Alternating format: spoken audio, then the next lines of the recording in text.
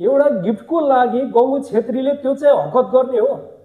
अहिले सामाजिक सञ्जालमा 7.2 र कालो काण्ड भनेर धेरै भाइरल छ। तर ठेट कुरा चाहिँ के हो साथीहरू भन्दाखेरि मलाई त्यो गङ्गु छेत्रीले त्यो केटालाई अहिले भर्खरै हालसाल आएको त्यो उ चाहिँ है न्युज चाहिँ त्यो केटाले चाहिँ त्यो केटीले गङ्गु छेत्रीले चाहिँ त्यो केटालाई जब उनीहरूको माया प्रेम बसेर एकदम दुईटाको लभ परेको पनि होइन, जस साथी मात्रै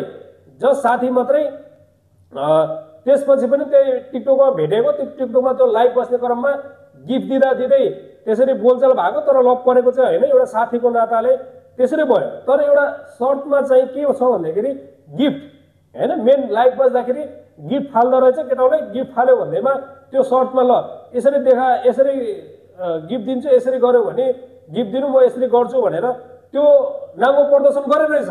हेर्नुहोस् है भिडियो कलमा त्यो मैले अझै पनि मैले सपोर्ट गरेकै थिएँ एउटा चेली एउटा स्टोरङ भनेर, तर एकदम झुर भनेको त्यो त्यसै त्यो शर्मिला वाइवाले र जयकृष्ण बस्नेत त्यसै भनेको रहेछ क्या। मान्छे देख्दा मात्रै राम्रो, तल त कुहेकै रहेछ भन्छ नि, त्यो साँच्चै रहेछ साथीहरू। हेर्नुहोस् आज मैले ठेट कुरा लगाएँ, मलाई कतिपय साथीहरूले तपाईँ जस्तो मान्छेले यस्तो एउटा चेलीको बारेमा त्यसरी बोल्ने भनेर धेरैले म्यासेज गरे, तर थाहै नपाइकन त्यो साथीहरूले चाहिँ मलाई त्यसरी म्यासेज गरे।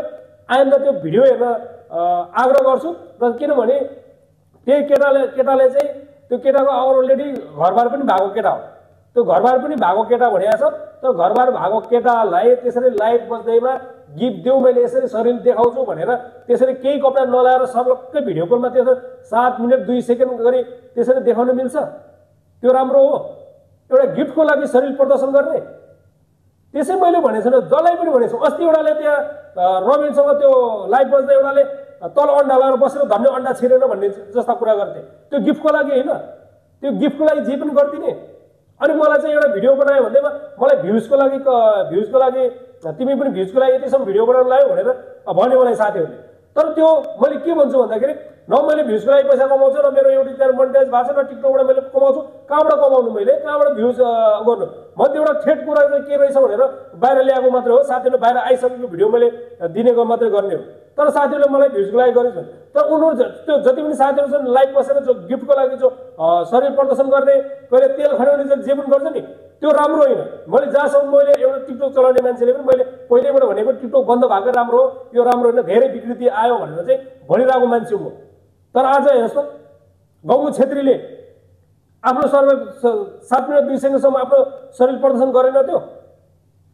त्यो के भन्छ अरे, त्यो एउटा गिफ्टको लागि भन्नुभएको छ। न उनीहरू बोयफ्रेन्ड गर्लफ्रेन्ड, एउटा एकदम टिकटकको साथी मात्रै, र गिफ्टको लागि चाहिँ त्यो त्यसरी गरेको भनिएको छ। उसको त्यो केटाको नजिकको मान्छेले चाहिँ त्यो भनेर सुनाएको अवस्था छ। त्यस्तो नि गर्ने हो? सपोर्ट गरेका थियौँ, तर अहिले आएर चाहिँ यो हरकत गरे गङ्गु छेत्रीले। मान्छे देख्दा त एउटा डान्सर हो, कलाकार हो, तर बेहोरा चाहिँ त्यस्तो रहेछ भन्ने बुझ्यो नि त। किन राम्रो रहेनछ भन्ने कुरा त शर्मिला वाइवाले र जयकृष्ण बस्नेतले दिएको छ नि, शरीर कस्तो रहेछ भने। ऋतु बस्नेतले दिएको छ, हेर ठुल्ठुला मान्छेले दिएको छ, ठुल्ठुला कलाकारले दिएको छ, सबै सामाजिक सञ्जालमा आएकै छ। तर त्यस्तो नगर साथीहरू। एउटा गिफ्टको लागि दुःख गरेर खाऊ।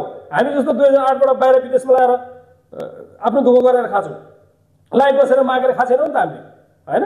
फेरि पनि अझै मलाई भ्युजको लागि तपाईँ यहाँसम्म पुग्नु हो भन्छ साथीहरूले।